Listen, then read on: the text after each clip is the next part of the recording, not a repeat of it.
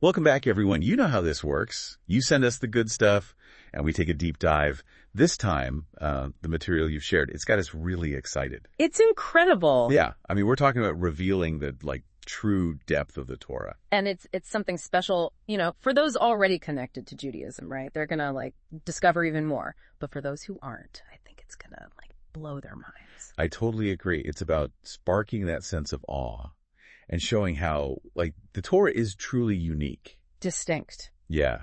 And honestly, this deep dive, it feels like a natural extension of what you've already been doing with Hebrew Word of the Day with Roni, right? Yeah. It's all about appreciating those layers of meaning. Absolutely. We've got these audio excerpts, really dynamic ones, from Torah Revive.mp3. They really bring the Torah to life. Yeah, they do. And then we've got these excerpts from this, I guess you could call it a personal statement, someone explaining why they started their whole Hebrew, Torah, and Judaism page. And it's so passionate, It's like they just had to share these insights. Yeah, really direct, too. So what we're going to do today is unpack all of this, right? We're going to look at the layers of understanding in the audio, how that connects to this personal drive we see in the text, and then pull out the key insights. You know what I mean? Yeah. The kind of stuff that gives you that aha moment. Exactly. Knowledge that's both immediately graspable and deep, Yeah. Not overwhelming, but really thorough. Okay, so the audio starts by throwing this word at us. Pardes. Right, pardes. Yes. And they present it as the key to the magic of the Torah. The key. Yeah. And what's really cool is that pardes, it's more than just a word, it's an acronym. Each letter stands for a different level of understanding. Oh, wow. Okay, so what are the levels? So you have peshat, which is the literal meaning, the simplest level. Then there's remez, which means hint or an illusion. Then drash is interpretation. That's where the stories come in, And then finally you have sod, which is the secret meaning. Okay, so 4 levels, 4 different ways of looking at the Torah. Yeah. And the audio, it compares it to a garden, a pardes, a garden full of incredible trees and fruits, the kind you've never even dreamed of. That's beautiful. It is. And it's the Torah is this living, breathing paradise. All these layers of meaning and, they're all waiting for us to explore. Okay, so where do we start? Well, the audio suggests we start with peshat, the simple meaning. So they paint this picture of Moses in the desert, right? Mm-hmm. The Israelites are with him and they're exhausted. Makes sense. They've been wandering for a while. Right. And the audio even connects this to us, you, the listener. Maybe you're feeling overwhelmed, tired. It's acknowledging that this isn't just ancient history. We all experience these feelings. I see, yeah. So then they bring in this verse from Deuteronomy 30.14. It's a powerful one. Eve's team form. If you airline and polib. It's a powerful one, which means for this thing is very close to you. It is in your mouth and in your heart that you may do it. And what they're saying here is that the Torah, it's not distant or inaccessible. It's within our reach right now. Not just understanding it, but also the power to act on it. That's a good point. Right. It's about taking that understanding and making it real in our lives. And the audio even gives this practical example, how to connect with this on a daily basis. Okay, I'm listening. A short morning blessing, waking up and just, saying a quick prayer, maybe asking for guidance or protection. That makes sense. But the key thing, the audio says, is intention. Really meaning the words you're saying. You're reaching out to a friend, asking for help. So it's not just about reciting words. It's about feeling them. Exactly. And to illustrate this, they share this personal story. About a morning when he said a blessing, but this time they really meant it. And it changed their whole day. Everything just flowed. Wow. Right? It emphasizes that the Torah, it's not just some ancient text. It's alive. It's present. It can actually impact our lives in a very real way. Okay, so that's peshat. The simple meaning, the call to action. Now, what about remez, the hints? Right, remez. So the audio describes this level as digging into the roots of Hebrew. Okay. Because Hebrew, it's a living language. It's always growing and evolving. And the audio, it focuses on the word ho, which means thing or word, and they connect it to o, which means spoke. Mm-hmm. And this is showing us how one root can have a whole forest of meaning growing from it. Think about Moses receiving the Torah in the desert. He's receiving the o, right, the spoken word. Right. And then they get into the numerical value of the letters in Obeh, which is, they mention 7. You know, a full gematria calculation actually gives you 206, but maybe they're simplifying it for this example, or maybe there's a specific Kabbalistic interpretation. Yeah. It's fascinating how even a seemingly straightforward thing like numbers can have these layers. And this numerical hint, they say, it alludes to Ra Yad, which means hand, like the Torah is within reach. I love that. It's like even the numbers are telling a story. Right. And then they take us all the way back to the beginning, to Bereshit 1.1. Okay. And they talk about Rashi's commentary on the phrase Chrole, which means the heavens and the earth. And Rashi, he says that the word et here, it actually encompasses all the letters from Aleph to Tav. The whole Hebrew alphabet. The whole thing. Like, it existed even before creation. Like, language itself is foundational to everything. That is mind-blowing. I know, right? And then they bring in Bereshit 1.3. At Kafrasit, and God said, let there be light, and there was light.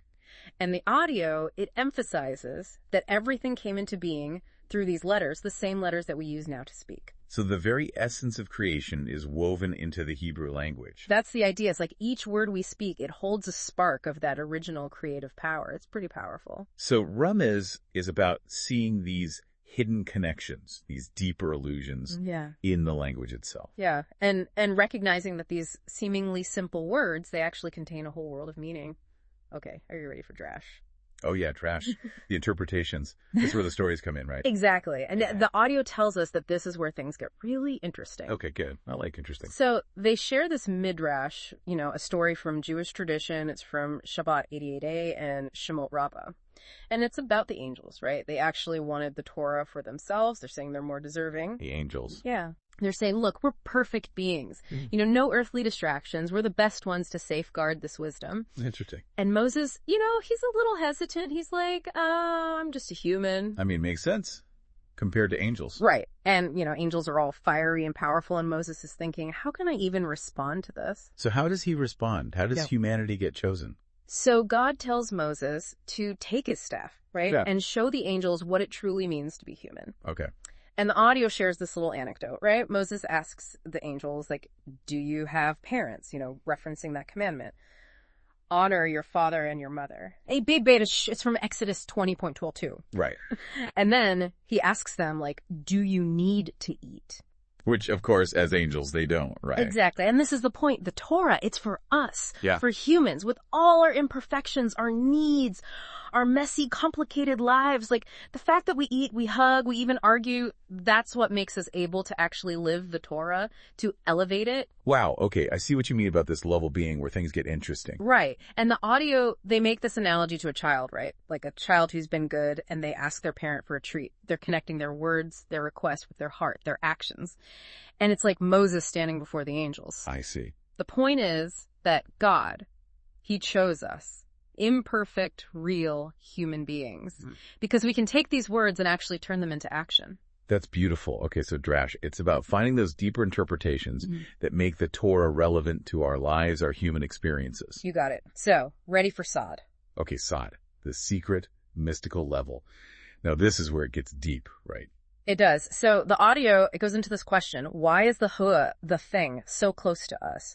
And they give this answer that's like really personal. It's because God is our Father and he wants us to be close to him. Like, he's afraid of us being distant. And then they introduce the concept of the ho, which means the evil inclination. Right, the Yetzer Hara. Okay. Heard of that. It's like this cunning force always waiting for us to slip up. Like, there's this verse, right, which means like sin crouches at the door. Yeah. It's from Bereshit 4.7. That's a little unsettling. I know, but this idea of the Yetzer Hara, it's a big part of Jewish thought, right? It's that inner struggle we all have between our better selves and our, you know, not so good impulses. Yeah, I can relate to that. And the audio, it suggests that when we call out Pav, which means father, like, we're reaching out to God for help. It's like we're activating a deeper level of support. To fight against that Yetzer Hara. Exactly. And they talk about Rashi's interpretation of you in the verse, which means to do it. And Rashi says it's like God joining us in the battle, you know, when we take that first step towards doing good. That's amazing. Right. It's a partnership.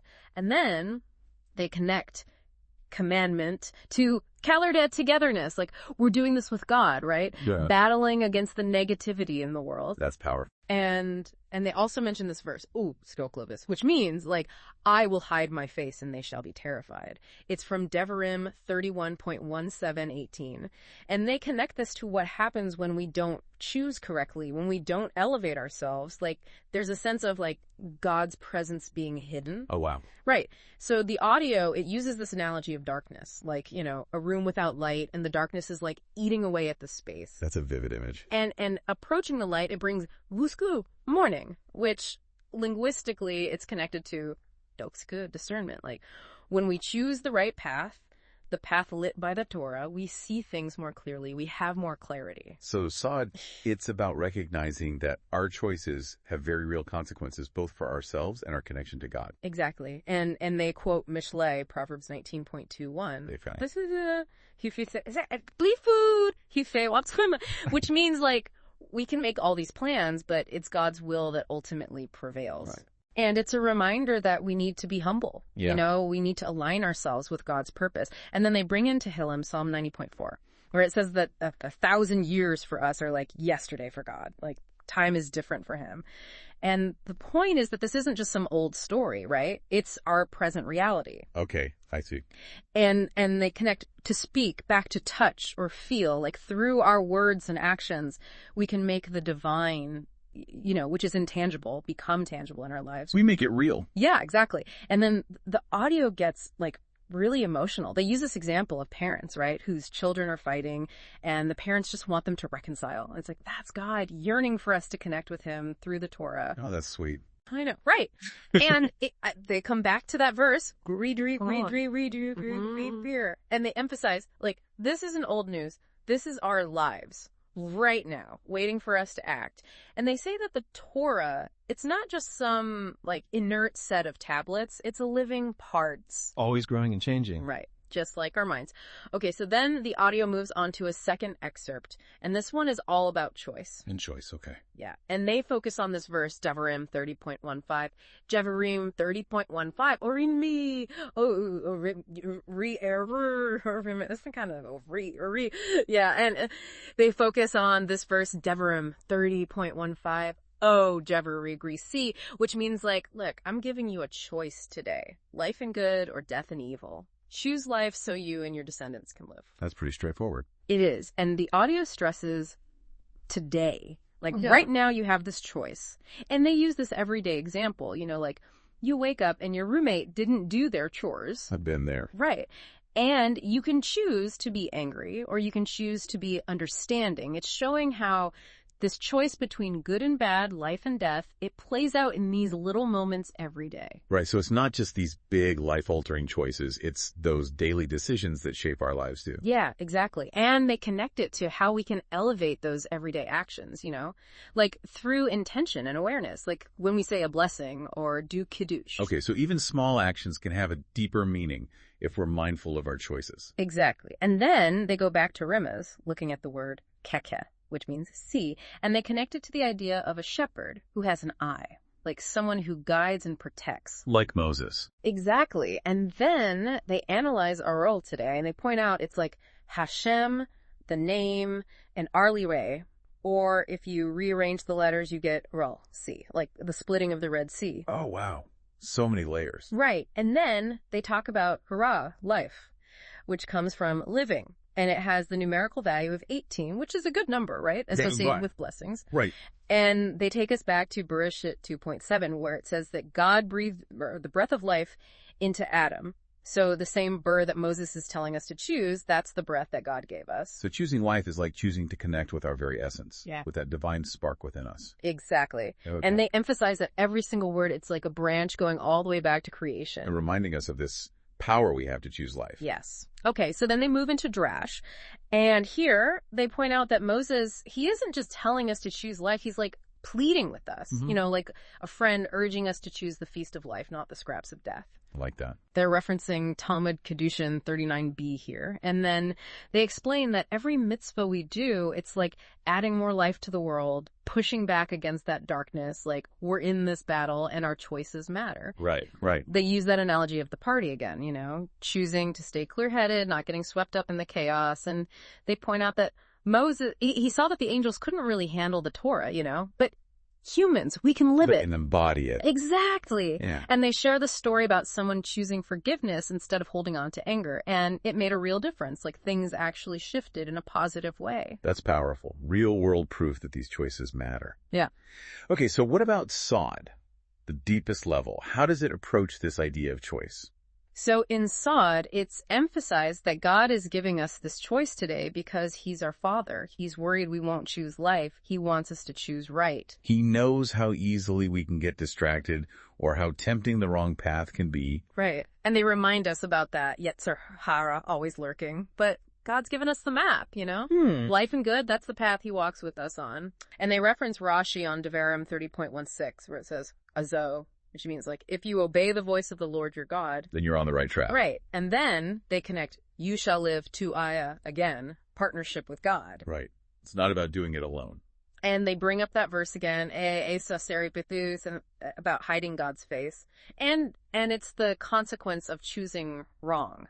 It leads to darkness. But choosing right, choosing life, brings light. Exactly. Like the renewal of creation back in Bereshit. And then they mention Mishlei in 19.21 again about how God's counsel always prevails. Like, even if our own ideas seem great, if they're not aligned with God's will, they won't amount to much. Humility and alignment are key.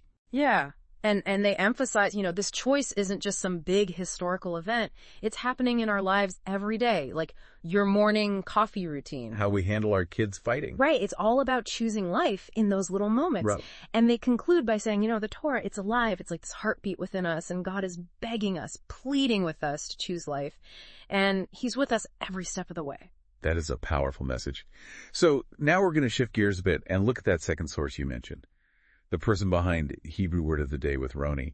And what I'm curious about is how their personal passion connects to what we've just been talking about. Right. Well, the way they describe it, it's like their words are this motorcycle, like speeding down an open road, like this need to share. It's unstoppable. Doesn't even matter if anyone's listening. They have to get it out. It's pure, unfiltered passion. Exactly. And I see a connection there to how Torah Revive.mp3 presents the Torah. It's so energetic, so engaging, like they're both driven by this inner fire. They both want to share these deep ideas, make them come alive. Exactly. And this Hebrew Word of the Day person, they talk about how it's all about the journey, you know, the ongoing process of sharing. Like the exploration we were talking about with Pardes. Yes, exactly. Always going deeper, always discovering more. And they even say, like, if even one person connects with their words, even for a moment, that's enough. It's like planting a seed. Yeah. And it reminds me of Torah Revive.mp3, right? Their goal is to impact the listener, to make a difference. It's about sparking that connection. So it sounds like both of these sources, in their own ways, are trying to make the Torah, in all its wisdom, make it accessible and real for people. Absolutely. One through this dynamic audio exploration, the other through this raw personal sharing. And they both speak to this deep human need to connect with Judaism, with the heart of the Torah. So to wrap this all up for you, our listener, the big takeaway here is that the Torah isn't just some dusty old book. It's alive. It's a source of meaning and guidance, and it's accessible to everyone. It's very close to you. And it's about making a choice every single day to choose life, to choose good, and that choice plays out in every aspect of our lives. We hope that this deep dive into Pardes, looking at all those different levels of meaning, has given you a new way of understanding the Torah, you know? Maybe even sparked some of those aha moments. And to leave you with something to think about, how can you apply this concept of Pardes, these multiple layers of meaning, to other areas of your life? What hidden depths might you find in unexpected places? Just like the Torah, there's always more to discover. That's a great thought. Thanks. Okay, we'll be back next time with another deep dive. Thanks for listening. See you then.